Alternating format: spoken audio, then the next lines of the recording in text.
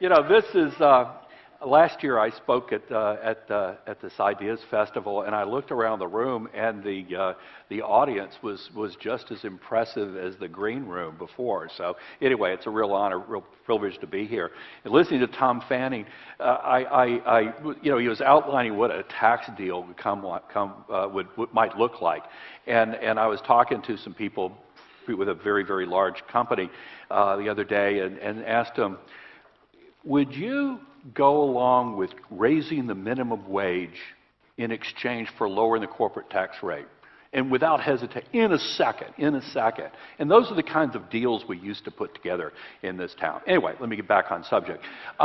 We've got, I know this is shocking, I'm glad everybody's seated because I don't want anybody to fall over and hurt themselves, but we've got this election coming up on Tuesday. And, it's kind of a big one, although if you're in my work, they're all big. But this election, if you go back to 2011, to early last year, early 2013, there were two very different plausible scenarios that we could have had in this election. And one scenario might have been that some of the problems and challenges that plagued the Republican Party that hurt them so badly in 2012 might just flow on into 2014. So that was one scenario.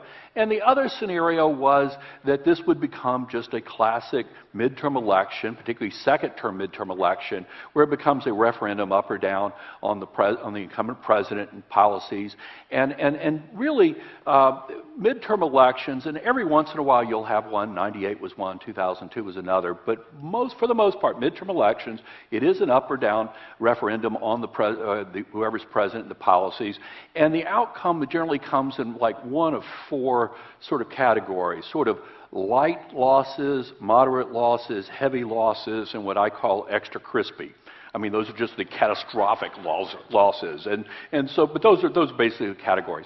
And just to kind of look at these two, in terms of Republican problems potentially flowing on in and challenge, if you think about 2012 was an enormous disappointment for Republicans. They were only 3 seats out of a majority. They only needed 3 more seats to get a majority in the U.S. Senate, and it looked very plausible that they could get it.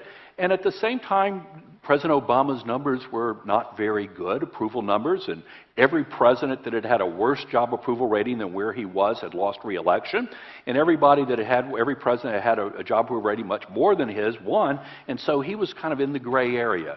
And we were coming out of a recession, but the economy was stuck in low gear, and people didn't, the economy may have been recovering, but most voters didn't think that their economy was recovering. And, after all, median family income hadn't gone up since 2000, and that had been under Democratic presidents, Republican presidents, Democratic Congresses, Republican Congresses, and it was just stuck, but, it's a referendum on whoever's there. And so Republicans had every reason to think that they would have a good chance of winning. Well, what ended up happening in 2012? Well, instead of gaining 3 seats and getting a majority, they had a net loss of 3 seats, and they came out of that election 6 seats out of a majority instead of just 3. And obviously, Mitt Romney lost by just a hair under 4 percentage points. And you can blame, sure, if you want, you can go ahead and blame Mitt Romney for the loss.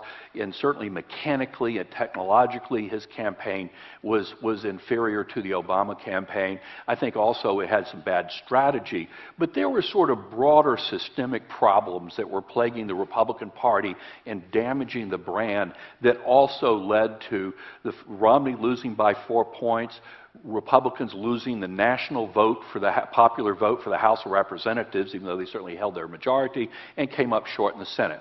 And if you think about it, challenges with minority voters, young voters, women voters, moderate voters, self-described moderate voters, all these were real challenges, plus this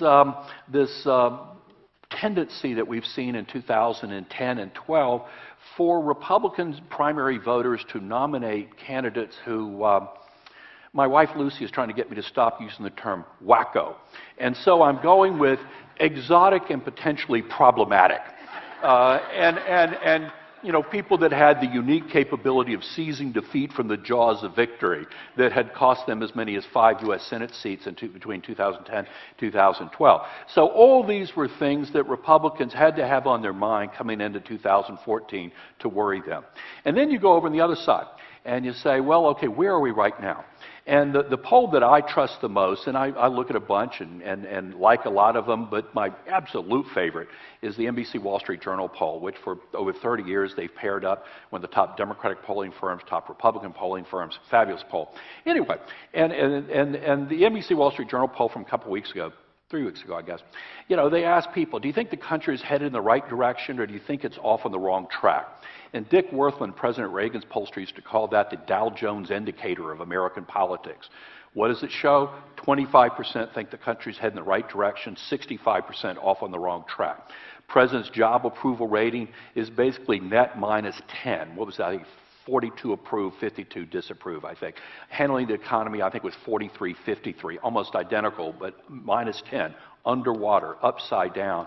And handling foreign policy, even though Americans rarely vote on foreign policy, clearly over the last year, people have been thinking more and more worried, anxious about what's going on around the world, for good reason. And the president's approval rating in terms of foreign policy was minus 30. It was like, I think it was 31 to 61 or 32 to 62. So just horrible numbers. Now, so 2 different courses of action, and it's now become very clear which one it's going to be. And the thing is, while there were problems challenges that hurt Republicans so badly in 2012, they were real, they are real, and I think they may be big problems, challenges for Republicans in 2016. But in the context of this midterm election, it's kind of shrunk in significance. And instead, the problems that we're facing, or the potential problems facing the Democratic Party, they're just as big and broad. I mean, they're just as big and deep as Democrats feared a year and a half ago. And so, House, nothing's going to happen. 96% of all the Democrats in the House are in districts that Obama carried. 94% of the Republicans in the House are in districts that Mitt Romney carried. The House is kind of sorted out, and not much going to happen. The Senate's obviously where the action is. Republicans need a 6-seat net gain. And if you think about it, it's like a perfect storm of factors coming together that go against Senate Democrats. They have more seats up, 21 versus 15, number one. But much more important, the map, the geography. Democrats have 7 seats up in states that Romney carried, 7 Democratic seats up in Romney states. There's only 1 Republican seat up in an Obama state, and that's Susan Collins in Maine, and she couldn't lose re-election if she tried. But more importantly, 6 Democratic seats, the same number that Republicans need for a net gain, 6 of those Democratic seats are in states that Mitt Romney carried by 14 points or more. Montana, South Dakota, West Virginia, Alaska, Arkansas, Louisiana.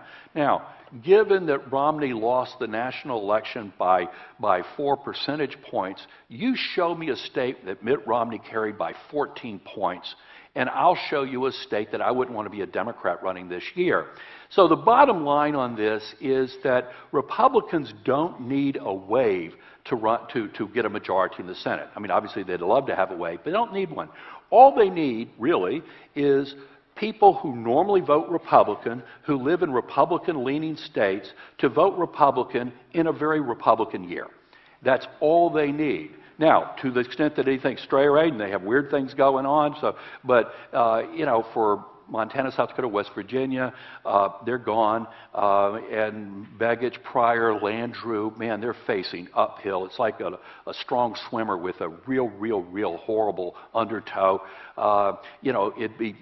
Democrats are lucky if any one of them survives, and the odds are probably not. So then Republicans obviously have some problems, but I think it's going to come down to, besides Georgia and Pat Roberts in Kansas, it's going to be those 4 Democratic seats in purple states. Kay Hagan in North Carolina, Gene Shaheen in New Hampshire, Mark Udall in Colorado, and the open seat in Iowa. So that's what's come down. We think there's about a 60% chance that Republicans get the majority, but keep in mind there are a lot of really close races. There's going to be about a point or 2 one way or the other. And Democrats, I mean, don't be stunned if Democrats hold on to their majority, but the odds are pretty good that Republicans will. Now, for the first time in my life, I've actually done this in 10 minutes and 30 seconds. And so I'm only 30 seconds over. Thank you all very, very, very much. The great Charlie Cook.